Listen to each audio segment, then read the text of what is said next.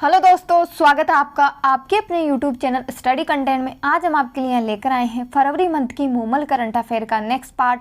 अगर आपने पिछले वाले पार्ट नहीं देखे हैं तो देख लीजिएगा जा करके, और अगर आप हमारे चैनल पर पहली बार विजिट कर रहे हैं तो चैनल को सब्सक्राइब कर दीजिए और पास में बेल आइकन का बटन है उसे प्रेस कर दीजिए ताकि आने वाली वीडियोज़ की नोटिफिकेशन सबसे पहले आपको प्राप्त हो सके। तो चलिए शुरू करते हैं इस वीडियो को। अगर आपने राजस्थान परिदृश्य नहीं देखा है तो देख लीजिएगा जाकर के। हमने राजस्थान परिदृश्य कंप्लीट करवा दिया है, अब ये राष्ट्रीय परिदृश्य चल रहा है। ठीक है, तो वीडियो को आपको बिना स्किप किए देखना है, क्योंकि क्या पता कहाँ आपने स्किप किया और कौन सा क्वेश्चन आ जाए। ठीक है, नेक्स्ट क्वेश्चन, इसमें फर्स्ट क्वेश्चन है कि राजस्थान की बालिका जिन्हें प्रधानमंत्री राष्ट्रीय बाल पुरस्कार 2022 से सम्मानित किया गया है, तो ये किया गया है गौरी माहेश्वरी को। यह है गौरी माहेश्वरी और इन्हीं को राष्ट्रीय बाल पुरस्कार 2022 से सम्मानित किया गया है। गौरी माहेश्वरी को, किसे? गौरी माहेश्वरी को राष्ट्रीय बाल पुरस्कार 2022 से सम्मानित किया गया है। ठीक है, इन्हें किस क्षेत्र में दिया गया है? इन्हें कला और संस्कृति के क्षेत्र में गौरी माहेश्वरी को राष्ट्रीय बाल पुरस्कार 2022 से सम्मानित किया गया है। नेक्स्ट क्वेश्चन है 28 जनवरी 2022 को देश के नए मुख्य आर्थिक सलाहकार बने हैं, तो ये बने हैं डॉक्टर वी अनंत नागेश्वरन।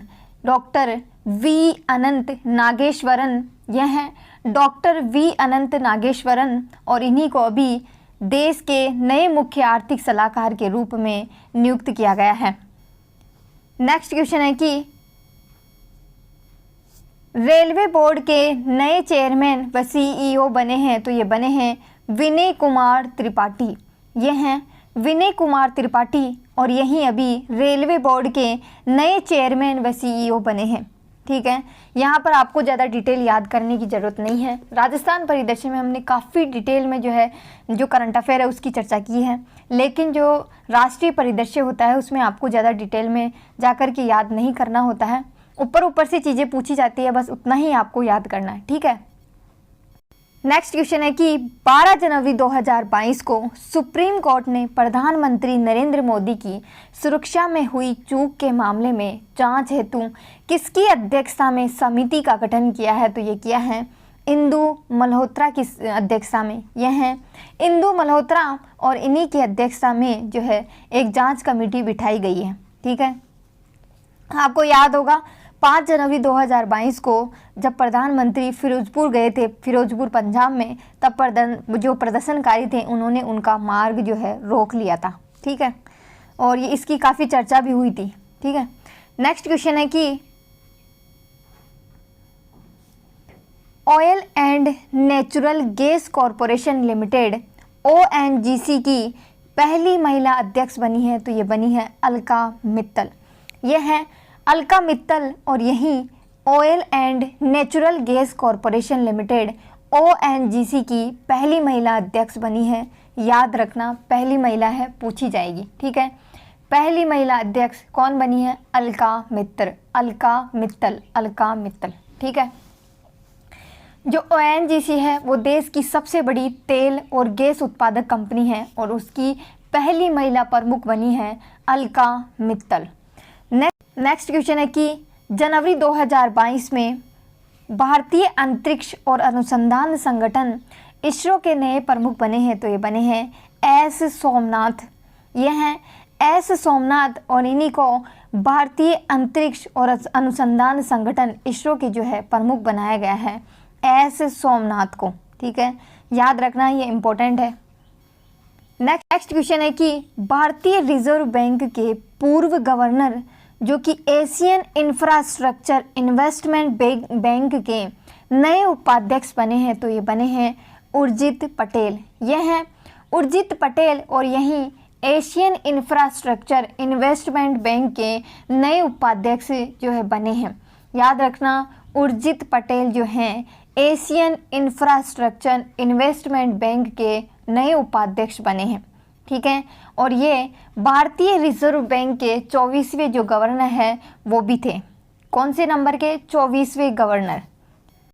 नेक्स्ट क्वेश्चन है कि एशियाई अवसंरचना निवेश बैंक के प्रमुख बने हैं, तो ये बने हैं जिन ली क्यून। यह हैं जिन ल्यूक्यून और यही एशियाई अवसंरचना निवेश बैंक के प्रमुख बने हैं। जिन ल्यूक्यून तो जो है एशियाई बैंक के प्रमुख बने हैं और उपाध्यक्ष कौन बने हैं? उर्जित पटेल, ठीक है। और जिन ल्यूक्यून जो है चीन के रहने वाले हैं, ठीक है।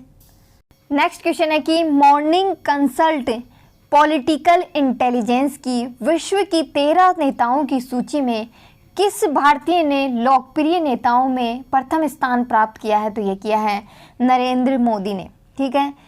71% जो रेटिंग है उसके साथ नरेंद्र मोदी शीर्ष पर रहे हैं, ठीक है। याद रखना, मॉर्निंग कंसल्ट पॉलिटिकल इंटेलिजेंस की विश्व की 13 नेताओं की सूची जारी की है, उसमें भारत के जो लोकप्रिय नेता हैं उनमें प्रथम स्थान है नरेंद्र मोदी का।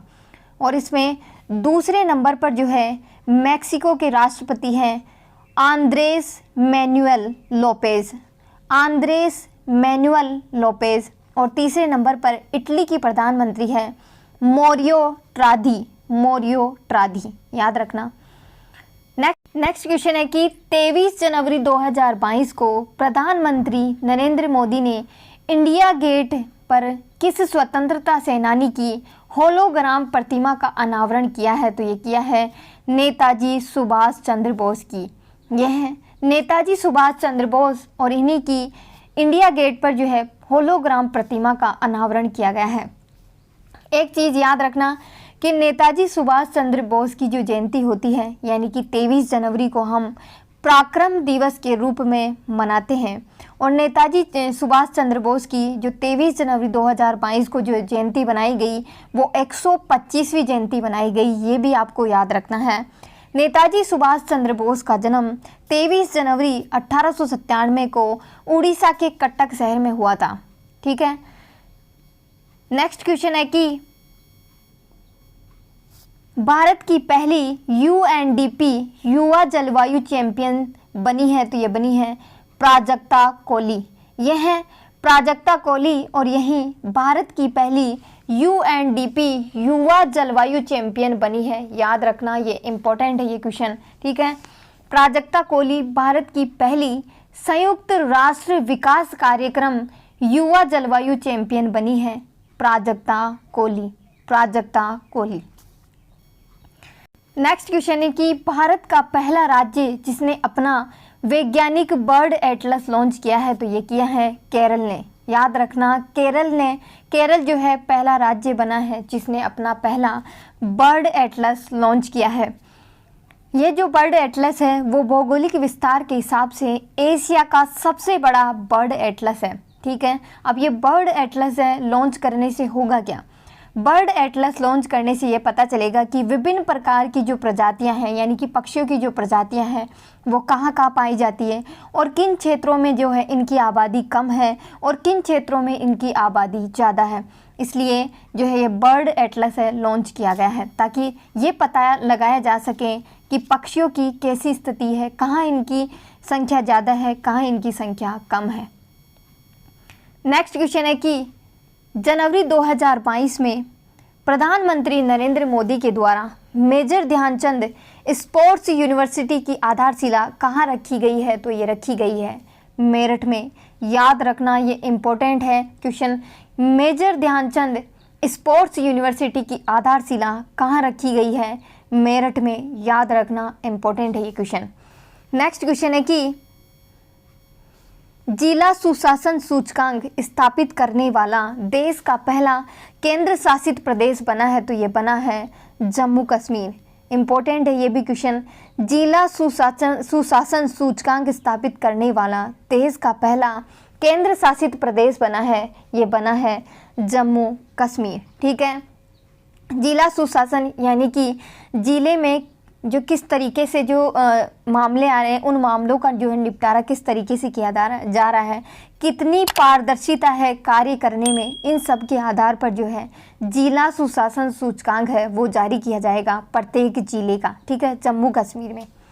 नेक्स्ट क्वेश्चन है कि भारत की पहली कागज रहित अदालत बनी है, तो ये बनी है केरल हाई कोर्ट।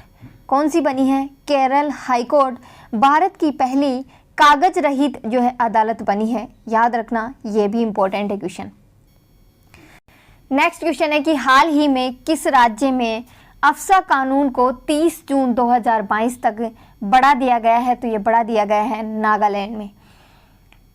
अफसा कानून होता क्या है? अफसा कानून उन क्षेत्रों में लागू किया जाता है जो कि अशांत क्षेत्र होते हैं। ठीक है, अशांत क्षेत्र यानी कि जहाँ पर लड़ाई जो है, दंगे ये ज़्यादा होते हैं, वहाँ अफसा कानून लगाया जाता है। और इस कानून के तहत क्या होता है कि जो केंद्रीय सशस्त्र बल होते हैं, यानी कि जो सेना के जो जवान होते हैं, उनको अधिकार दिए जाते हैं, कुछ अधिकार दिए जाते हैं कि वो अगर किसी व्यक्ति पर शक हो तो वो उसे गिरफ्तार कर सकते हैं बिना किसी इजाज़त के, उसे गोली भी चला सकते हैं वो, या फिर वहाँ तलाशी कुछ भी कर सकते हैं, वो उन्हें सारे अधिकार दिए जाते हैं। ठीक है, इस कानून के तहत उन्हें इस कानून के तहत परमिशन लेने की जो है ज़रूरत नहीं पड़ती है। नेक्स्ट क्वेश्चन है कि देश का पहला एलपीजी युक्त और धुआं मुक्त राज्य बना है? तो ये बना है हिमाचल प्रदेश। याद रखना, पहला है देश का एलपीजी युक्त और धुआं मुक्त राज्य बना है हिमाचल प्रदेश। इस बार वाला जो राष्ट्रीय परिदृश्य है उसमें से बहुत इंपॉर्टेंट करंट अफेयर बनी है, जो आपके एग्ज़ाम पॉइंट ऑफ व्यू से बहुत ही ज़्यादा इंपॉर्टेंट है और आपको याद करनी ही पड़ेगी। ठीक है, एक एक लाइन आपको याद करनी है इसकी, जो जितना बताया जा रहा है आपको कम से कम उतना तो आपको याद करना ही है, क्योंकि यहाँ वहाँ से क्वेश्चन पूछे ही जाएंगे। ठीक है, नेक्स्ट क्वेश्चन है कि चुनाव आयोग ने फरवरी-मार्च 2022 में कितने राज्यों में विधानसभा चुनाव कराने की अधिसूचना जारी की है? तो ये की है 5 राज्यों में। याद रखना, 5 राज्यों में। 5 राज्य कौन कौन से हैं? पंजाब, उत्तर प्रदेश, उत्तराखंड, गोवा और मणिपुर में जो है चुनाव कराने की घोषणा की है। मुख्य निर्वाचन जो आयुक्त है सुशील चंद्रा है। याद रखना है आपको, सुशील चंद्रा है। और इन्होंने क्या कहा है कि उत्तर प्रदेश में 10 फरवरी से 7 मार्च तक 7 चरणों में जो है मतदान करवाया जाएगा। ठीक है, ये यहाँ से कोई इतना इम्पोर्टेंट क्वेश्चन नहीं पूछा जाएगा, इतना डेप्थ में जाकर के आपको सिर्फ इतना पूछा जाएगा कि कितने राज्यों में हैं जो फ़िलहाल चुनाव हो रहे हैं। तो 5 राज्यों में करवाए जाएंगे। पंजाब है, उत्तर प्रदेश है, उत्तराखंड है, गोवा है और मणिपुर है। और एक चीज़ ये और याद रखना कि मुख्य निर्वाचन आयुक्त कौन है वर्तमान में? सुशील चंद्रा है। बस इतनी ही इम्पोर्टेंट करंट अफेयर बनती है यहाँ से। नेक्स्ट क्वेश्चन है कि जनवरी 2022 में ओडिशा के किस जिले को बाल विवाह मुक्त जिला है घोषित किया गया है? तो ये किया है गंजम को। याद रखना, इम्पोर्टेंट है, गंजम जिला जो कि ओडिशा का है उसे बाल विवाह मुक्त जिला घोषित किया गया है। नेक्स्ट क्वेश्चन है कि 3 जनवरी 2022 को रक्षा मंत्री राजनाथ सिंह ने किस स्थान पर Kalpana Chawla center for research in space science and technology center का उद्घाटन किया गया है? तो ये किया गया है चंडीगढ़ यूनिवर्सिटी में। याद रखना, Kalpana Chawla center for research in space science and technology center कहाँ उद्घाटित किया गया है? तो ये चंडीगढ़ में जो है इसका उद्घाटन किया गया है। नेक्स्ट क्वेश्चन है कि स्वच्छ भारत मिशन ग्रामीण चरण द्वितीय के कार्यक्रम के तहत 31 दिसंबर 2021 तक खुले में शौच मुक्त गांवों में की सूची में किस राज्य ने जो है शीर्ष स्थान हासिल किया है? तो ये किया है तेलंगाना ने। याद रखना, तेलंगाना ने स्वच्छ भारत मिशन ग्रामीण के द्वितीय चरण जो कि 31 दिसंबर 2021 तक चला था, उसमें खुले में शौच मुक्त गांवों की सूची में जो है तेलंगाना राज्य ने जो है शीर्ष स्थान प्राप्त किया है। याद रखना, इम्पोर्टेंट है ये क्वेश्चन भी। तो वीडियो यहीं तक है। वीडियो को लाइक करिए, शेयर करिए, कमेंट करना ना भूलें। ऐसी और वीडियोस के लिए हमारे चैनल को सब्सक्राइब करना ना भूलें। जय हिंद, जय भारत।